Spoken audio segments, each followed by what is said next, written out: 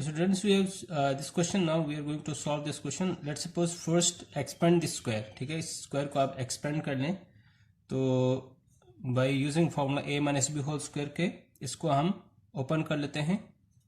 Sec square 4x minus 2 sec 4x plus 1 d of x. ठीक है, अब यहाँ से हम इंटीग्रल को हर टर्म के ऊपर इसके ऊपर इसके ऊपर और इसके ऊपर अलग अलग अप्लाई करेंगे. तो how it can be possible. Integral of sec square 4x dx minus 2 को बाहर लिखेंगे तो constant value. Integral of sec 4x plus 1 का इंटीग्रल निकालेंगे. ठीक है, सो यहाँ से आगे सेक स्क्वायर 4x dx का हमारे पास इंटीग्रल है that is ten 4x upon 4. ठीक है, उसके बाद यहाँ पर इसका हमारे पास सेक 4x का हमारे पास इंटीग्रल बनता है दैट इज इसको हम 4 से मल्टीप्लाई इसका इंटीग्रल बनेगा हमारे पास 2 अपॉन 4 ब्रैकेट के अंदर. अब अगर जो फॉर्मूलों के अंदर आप जाएंगे सेक 4x के लिए हम लिख सकते हैं 10 पाई अपॉन 4, जो फॉर्मूला हमने पीछे मेंशन किए थे पिछले वीडियो के अंदर. उसमें अगर आप जाएंगे तो आपका 4x सेक 4x जो है इसके बराबर होता है प्लस x प्लस c. ठीक है, अब यहाँ से आगे इसको थोड़ा सा सिंप्लीफाई करेंगे. सिंप्लीफिकेशन में हम क्या कर सकते हैं, यहाँ से 2 1 ज़ा 2 2 2 ज़ा 4. ठीक है, और यहाँ से आगे 1 upon 4 10 4x minus 1 upon 2 sorry यहाँ पर एक चीज़ लिखना भूल गए हम, ln भी होता है यहाँ पर साथ में. 1 अपॉन 2 ln 10. एक और यहाँ पर मिस्टेक कर दी हमने, दिस इज 2. ठीक है, तो यहाँ से 2 कैंसिलेशन के बाद हमारे पास यहाँ 2 1 ज़ा 2 2 2 ज़ा 4 यानी 2 को यहाँ पर हमारे पास आएगा 10 पाई अपॉन 4 प्लस 2x. ठीक है, so plus x plus c.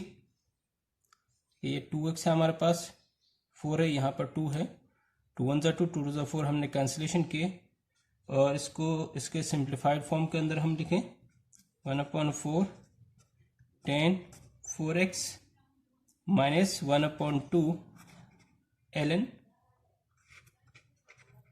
10 2x plus pi upon 4 bracket close plus x plus c. ठीक है, तो ये हमारा आंसर कहलाएगा. ठीक है, लेट्स सॉल्व पार्ट नंबर 14. इसमें आप देखें हम सपोज कर सकते हैं कि यहाँ पर a plus b sec x को हम लेट्स सपोज इसको हम t सपोज करते हैं. ठीक है, और जब हम इसकी डेरिवेटिव निकालते हैं D t upon d x जो है ये बनता है हमारे पास b, ये तो कांस्टेंट वैल्यू, ये तो 0 बन गया, और ये बन जाएगा आपका पास b sec x tan x. ये फॉर्मूले आपको सब याद होने चाहिए तब आप ये कर पाएंगे. ठीक है, सो अब आप देखें यहाँ पर आपके पास जो है आप इनके वैल्यूज़ को फाइंड कर लें. D t upon d x जो है ये इक्वल है b sec x tan x. ठीक है, ये यहाँ पर इसके वैल्यूज़ को फाइंड करें. सॉरी यहाँ पर मल्टीप्लिकेशन है. ठीक है, यहाँ पर मल्टीप्लाई का साइन है, दोनों मल्टीप्लिकेशन में. तो यहाँ से अब हम वैल्यूज़ को सब्स्टिट्यूट कर सकते हैं कि अब देखें t की वैल्यू की जगह t की वैल्यू और sec x tan x d x की जगह हम सेक एक्स टेन एक्स और यहाँ से हम sec x tan x dx की वैल्यू यहाँ से इससे हम कैलकुलेट करेंगे, तो d t upon b sec x tan x dx। ठीक है, अब इन वैल्यूज़ को इसको यहाँ पर और इसको यहाँ पर वैल्यू पुट कर लें।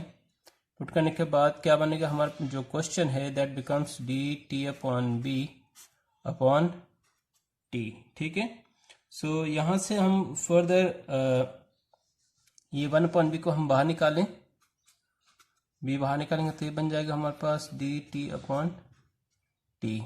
ठीक है, और सिंपली ये बन जाएगा 1/b ब्रैकेट के अंदर ln t बन जाएगा हमारे पास प्लस c।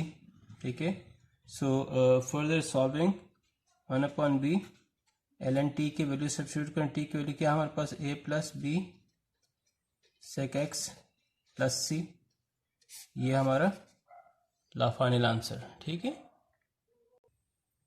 इस क्वेश्चन में देखें कि हमारे पास cosec 2x है और इसकी जगह हम लिख सकते हैं, cosec की जगह हम लिख सकते हैं 1/sin ऑफ 2x, और cot है तो cos 2x upon sin 2x। ठीक है, ये देखिए हमने लिख लिया यहाँ पर cos 2x 1/sin 2x minus, अच्छा cot ऑफ 2x की जगह हम cos of 2x upon sin 2x। ठीक है, अब हम यहाँ से डिनोमिनेटर का एलसीएम ले सकते हैं। डिनोमिनेटर के अंदर ही आप देखें, यहाँ भी sin 2x यहाँ भी sin 2x है, तो हम लिख सकते हैं -1 minus cos of 2x whole divided by sin 2x। ठीक है, sin 2x लिख सकते हैं। अब इसको हम ऊपर लेके चले जाते हैं। ठीक है, ये बन जाएगा हमारे पास integral of sin 2x dx upon 1 minus cos of 2x। ठीक है, और अगर हम यहाँ पर सपोज करते हैं, let suppose t equals 1 minus cos 2x लिखते हैं और इसकी डेरिवेटिव हम फाइंड करते हैं D t upon d x, ये बन जाएगा हमारे पास ये तो हमारे पास 0 माइनस कॉस का क्या बनता है हमारे पास माइनस साइन ऑफ 2x। ठीक है, साइन ऑफ 2x इंटू 2। ठीक है, यानी 2 पहले होना यहाँ होना चाहिए, तो ये बन जाएगा हमारे पास यहाँ से सिंपली 2 साइन 2x, ये आ गया हमारे पास d t upon d x की वैल्यू आ गई। ठीक है, और अब यहाँ से हम फर्दर हमें चाहिए क्या, यहाँ से हमें चाहिए sign 2x dx, sign 2x dx, तो हम इस 2 को यहाँ नीचे ले आए, इसको यहाँ लेके चले जाते हैं, तो d t upon 2 sine 2x dx। ठीक है, लिखने के बाद अब हमारे पास इनके वैल्यूज़ को सब्स्टिट्यूट करते हैं क्वेश्चन के अंदर। तो गिवन क्वेश्चन हमारा ये है, इसके अंदर हम वैल्यूज़ को सब्स्टिट्यूट करते हैं। इंटीग्रल साइन 2x dx किसके बराबर है हमारे पास d t upon 2 whole divided by 1 minus cos of 2x किसको हम सपोज किया, हमने t के सपोज किया, तो 1/2 का आप बाहर निकाल लीजिए डी टी अपॉन टी।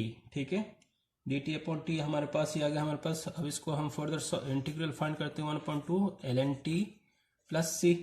ठीक है, ln t प्लस सी है, तो हमारे पास 1/2 ln t को क्या सपोज किया हमने, what is t, that is 1 minus cos of 2x plus सी। ठीक है, कॉज ऑफ 2x प्लस सी है, और हम इसको 1/2 ln 1 minus cos of 2x की जगह हम लिख सकते हैं 1 माइनस 2 साइन स्क्वायर x। ठीक है, लिखने के बाद प्लस सी, और इसको फर्दर सिंप्लीफाई करें तो 1/2 ln, ये बन जाएगा हमारे पास 1 minus 1 plus 2 sine square x plus C. यहाँ से -1 और 1 कैंसिल हो गया, 1/2 ln 2 sine square x plus सी। ठीक है, और यहाँ से हम फर्दर अगर अब इस ln को अप्लाई करें इसके ऊपर, तो ये by using the natural log method इसको हम लिख सकते हैं कि ln 2 plus ln sign square x, ठीक है, ब्रैकेट के अंदर हम इसको लिख सकते हैं। और 1/2 को जब हम इसके ऊपर अलग अलग अप्लाई करेंगे तो क्या होगा, 1/2 ln 2 plus 1/2 ln sign square x plus c, ठीक है। अब यहाँ से आगे इसको फर्दर सिंप्लीफाई करने के लिए बेसिकली ये हमारा आंसर बी कह सकते हैं, ठीक है। ये हमारा आंसर है यहाँ तक, और इसको फर्दर कुछ इस सिंप्लीफिकेशन करना चाहें, ठीक है, या कांस्टेंट वैल्यूज़ को आपने कंबाइन करना चाहते हैं तो हम लिख सकते हैं ये भी हमारे पास एक कांस्टेंट वैल्यू, ये भी हमारे पास एक कांस्टेंट वैल्यू, ये फिक्स कांस्टेंट वैल्यू, ये एक आर्बिट्रेरी कांस्टेंट है। तो हम लेट्स सपोज को थोड़ा सा रीअरेंज करके लिखते हैं, ln sign square x plus 1/2 ln 2 plus c, ठीक है। तो यहाँ से लेट्स सपोज हम इसको एक वेरिएबल d से रिप्रेजेंट करते हैं, ठीक है। d से रिप्रेजेंट करेंगे तो हम इसको इसका फॉर्म कुछ इस तरह से लिख सकते हैं, sign square x plus d, ठीक है। और फर्दर हम क्या कर सकते हैं, यहाँ से ln साइन स्क्वायर यहाँ से यानी और यहाँ से कि जो बाय यूजिंग ln जो स्क्वायर ऊपर होता है वो साइड पे इधर आ जाता है। जब आप ln अप्लाई करते हो तो 1/2 multiply by 2 ln sine of x plus d, ठीक है। तो यहाँ से 2 कैंसिल हो जाएगा, ln sine x plus d की जगह आप कोई भी वेरिएबल यूज कर सकते हैं, ठीक है, इसे कोई फर्क नहीं पड़ता, ठीक है। तो ये भी आंसर, ये सिंप्लीफाइड आंसर है, और ये आपका यहाँ तक भी ये भी आपका आंसर हो सकता है, ठीक है। तो ये थोड़ा सा जस्ट सिंप्लीफाइड फॉर्म में आंसर लाने की कोशिश की है हमने, ठीक है। ओके गाइज, ये हमारे पास x है, ठीक है। तो let t equals 3 minus cos of ln x, ठीक है। अच्छा, इसकी हम डेरिवेटिव फाइंड करते हैं dx, ये तो 0 हो गया हमारे पास, ठीक है। और ये यहाँ से हमारे पास आ जाएगा भाई माइनस साइन, ठीक है, एक साइन पहले से, तो माइनस साइन पहले बाहर आ जाएगा, माइनस साइन ln x, और ln x की डेरिवेटिव फाइंड करेंगे, बन जाएगा ये हमारे पास मल्टीप्लाई बाय 1/x, ठीक है। सो dt अपॉन dx हमारे पास बेसिकली आ रहा है sine minus minus plus sine ln x upon x, ठीक है। अब यहाँ से आगे हम क्या कर सकते हैं कि हमारे पास देखें sine ln x dx upon x है, यानी इस पूरे के लिए आप वैल्यू फाइंड करेंगे यहाँ से, ठीक है। तो ये हमारे पास बन जाएगा dt equals sine ln x upon x, dx को उधर लेके जाएं dx से, तो आप देखें ये पूरा ये जो सर्कल किया है वो ये पार्ट है, तो आपका ये डी, अब ये dt के फॉर्म में सिंपल फॉर्म में क्वेश्चन को कन्वर्ट कर लें by putting the values, integral उसकी जगह हमने dt लिख दिया पूरा, ठीक है, और डिवाइडेड बाय नीचे क्या है हमारे पास, ये इसको हमने t सपोज किया यहाँ पर। तो ये आपका क्वेश्चन जो है एक बहुत ही सिंपल फॉर्म में कन्वर्ट हो गया, ठीक है। कन्वर्ट होने के बाद अब आप इसका इंटीग्रल फाइंड करने के लिए कितना आसान तरीका हमने फाइंड कर लिया। देखें कि हमारा ln t प्लस c, इतने छोटे से सेंटेंस के अंदर आपका इंटीग्रल फाइंड होगा। अब सिंपली आप ln t की वैल्यू क्या है, t की वैल्यू आप पुट कर लें 3 minus cos of ln x plus c, ठीक है। बहुत ही इजी तरीके से हमने इस क्वेश्चन को सॉल्व कर लिया, ठीक है।